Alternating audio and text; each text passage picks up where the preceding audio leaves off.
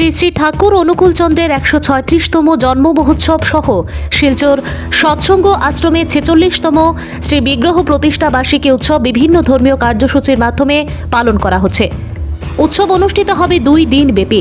সংবাদ মাধ্যমের সঙ্গে কথা বলতে গিয়ে কমিটির সদস্যরা জানান, রবিবার ব্রাহ্ম মুহূর্তে নহবত উষা কীর্তন, সকাল 5:30 সমবেত বিনতি প্রার্থনা, প্রণাম, নাম জপ ও ঠাকুরের গ্রন্থাদি পাঠ, 8টায় শ্রী বিগ্রহ প্রতিষ্ঠার সময় ঘোষণা, তৎপর সমবেত প্রার্থনা, 9:30 শ্রী শ্রী ঠাকুর অনুকূলচন্দ্রের শ্রী শ্রী বড়মা শ্রী শ্রী বরদার প্রতিকৃতিতে সহযোগে বর্ণাঢ্য শোভাযাত্রা বের হয়। শোভাযাত্রায় কলিকাতা থেকে মেহবুবা নামের 20 জনের ব্যান্ড পার্টির দল অংশগ্রহণ করেছেন। পরবর্তীতে শ্রী শ্রী ঠাকুর অনুকূলচন্দ্র, শ্রী শ্রী বড়মা ও শ্রী শ্রী বরদার পূজার ভোগ রাগ নিবেদন, ভক্তদের মধ্যে প্রসাদ বিতরণ, সঙ্গীতাঞ্জলি, সৎসঙ্গী সম্মেলন, ধর্মসভা সহ বিশিষ্ট সঙ্গীত শিল্পীদের দ্বারা ঠাকুরের সঙ্গীত পরিবেশন ও অনেক ধরনের ঠাকুরের ধর্মীয় কার্যক্রমের মধ্য দিয়ে এই 2 দিন ব্যাপী অনুষ্ঠানের সমাপ্তি হবে।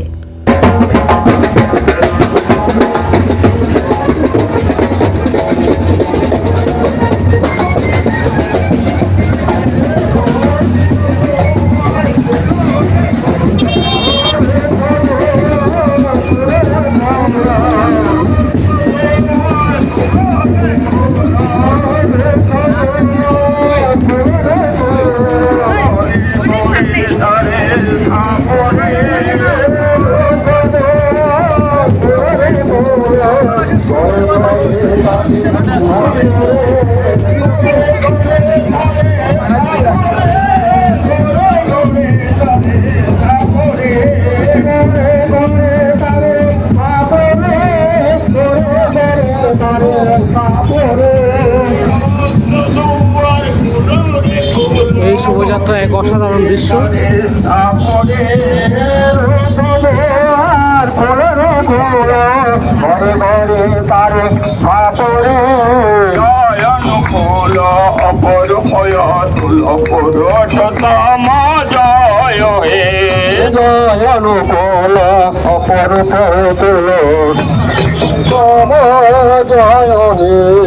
আনন্দে মাতিয়া নজরে গায়ে পরাণ গড়িয়া ডাকরে তারে আনন্দে মাতিয়া। হাজারো হাজারো মানুষের শোভাযাত্রা শিলচর সৎসঙ্গ আশ্রম বিহার থেকে বেরিয়েছে। অসংখ্য নরনারীদের সম্মিলিত প্রসেশন।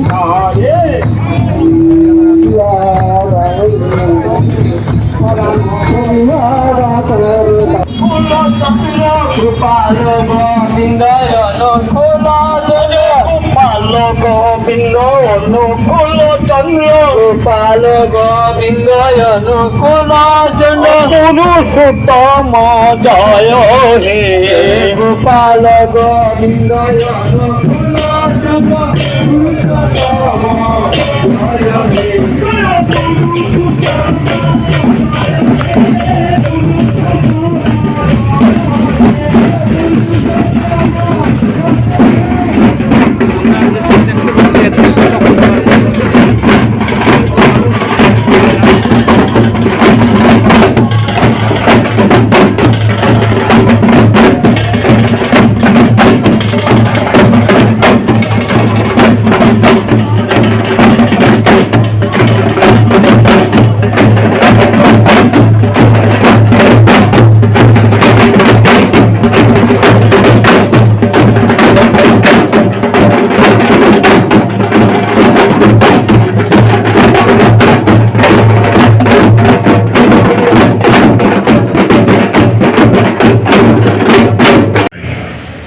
আমার পিপাসা, আমার আকুতি, আমার চাহিদা যতক্ষণ না মিটবে আমি যাব, আমি এগিয়ে যাব। ওই যে এগিয়ে যাওয়ার চড়ই বেতি, আমার ওই এগিয়ে যাওয়ার মন্ত্রটাই হচ্ছে সনাতন মন্ত্র। এবং যারা এই দীক্ষা প্রথায় বিশ্বাস করে তারা সবাই সনাতনী, সবাই। আজকে সাবজেক্টটা উদাহরণকে নিয়েই হচ্ছে। আমি একদিন দীক্ষা দিন আমাকে নিয়ে গেছে ওরা শালগঙ্গায় এক বাড়িতে আমি ঢুকেছি। এক মা মধুরা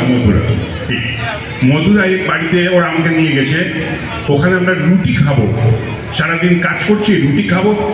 এই বাড়ির এক গৃহবধূ ঠাকুরের দীক্ষিত, ওনার স্বামী এসছেন, CRPF এ কাজ করেন। ওনার কথা হচ্ছে যে যাজন করে, যদি চম্পক আপনি যদি যাজন করেন তাহলে ছেলেটার দীক্ষা হয়ে যাবে। আমি যখন যাজন করছি তখন বাড়ি থেকে মাটা এসে বললেন যে আপনি যত কথাই বলেন, আমি আমার ছেলেকে অনুকূলে দীক্ষা নেওয়াবো না। চিন্তা করেন, আমি সারাদিনের অভুক্ত, বাড়ির গৃহবধূ আমার জন্য এক রুটি সবজি তৈরি করছে, তার শাশুড়ি এসে বলছে আপনি যত কথাই বলেন না কেন, আমি আমার ছেলেকে অনুকূলের দীক্ষা নেওয়াবো না। আপনি খাবেন সে বাড়িতে? আমি ভাবছি কি করবো, একে খিদা আর গুরু নিন্দা শুনে আমি ঠাকুরকে একটু পর্যন্ত সৌজন্যটা পর্যন্ত দেখালো না। তো রুটিটা নিয়ে এসছে তার বৌমা, টেবিলের উপরে রাখা। আমি বলছি মা, আপনি আমার একটা কথার উত্তর না দিলে কিন্তু আমি রুটিতে ধরবো না। বলছে কি কথা? বলে আপনি ঠাকুর অনুকূলচন্দ্র উপরে এত বীতশ্রদ্ধ কেন? বলছে সে অনেক কথা। আমরা বলেন, আপনি যদি না বলেন তাহলে কিন্তু আমি রুটি খাবো না, আমি কিন্তু প্রচন্ড ক্ষুধার্ত। বলছেন আপনি না খেয়ে গেলে আমার অকল্যাণ হবে। আমরা আপনার অকল্যাণ হতে পারে, কিন্তু আমি গুরু নিন্দা শুনে যদি সেই বাড়িতে অন্ন জল গ্রহণ করি, আমি রুটি খাই, সেটাও আমার কিন্তু অকল্যাণ হবে। আমি আপনার কল্যাণ করতে গিয়ে আমি তো আমার নিজের অকল্যাণ ডেকে আনতে পারি না। তখন ভদ্রমহিলা বলছেন আমার ছেলেটাকে আজ থেকে 5 বছর আগে এক ঋত্বিক দাদা এসে যাজন করেছিলেন। আমি চেয়েছিলাম, আমি বৈষ্ণবপন্থী। আমার ছেলেটার যখন জন্ম হয় তার দাদু তার গলায় একটা তুলসীর মালা লাগিয়ে দিয়েছিলেন। ওই ঋত্বিক দাদা দীক্ষা ঘরে নিয়ে যাওয়ার আগে, ঠাকুর ঘরে নিয়ে যাওয়ার আগে আমার ছেলেকে বলছেন গলা থেকে এই তুলসীর মালাটা খুলতে। তখন আমি জিজ্ঞেস করলাম কেন? বলছে না, তুলসীর মালা গলায় থাকলে আমি দীক্ষা দেব না।